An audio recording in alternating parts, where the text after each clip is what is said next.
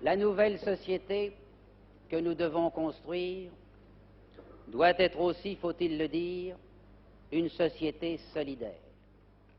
Solidaire, certes, à l'égard des faibles et des malchanceux, et à cet égard figurent au premier rang de nos préoccupations les mal logés, les personnes âgées, les handicapés et les veuves.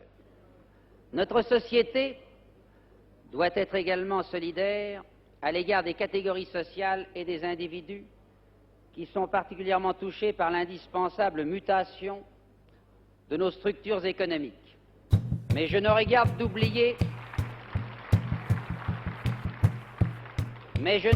d'oublier ces travailleurs étrangers qui assument dans notre économie les travaux les plus pénibles et dont les conditions d'accueil et de vie doivent être améliorées.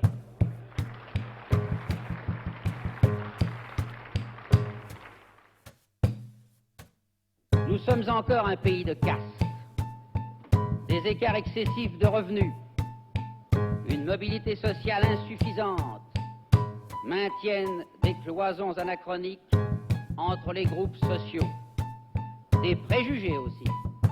Par exemple, dans une certaine catégorie de la population non ouvrière, à l'encontre des métiers techniques ou manuels.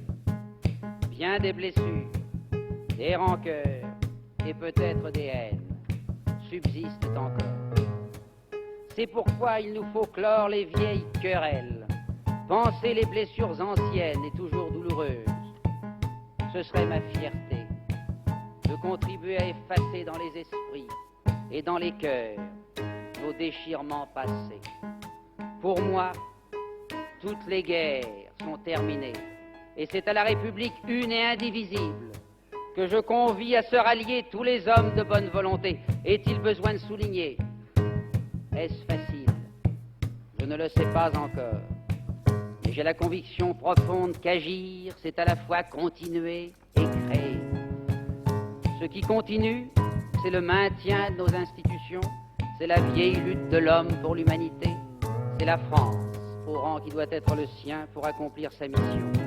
Ce qui est à créer, c'est un style de pensée et d'action qui doit permettre à notre pays de s'avancer hardiment, sans regret et sans crainte dans le monde moderne. Voilà, mesdames et messieurs, mes chers collègues, ce que je vous propose d'entreprendre. Mais la prospérité, le progrès, la paix se méritent au prix de grands efforts, d'immenses efforts. Je ne serai pas avare des miens. Ne soyez pas ménagés des vôtres.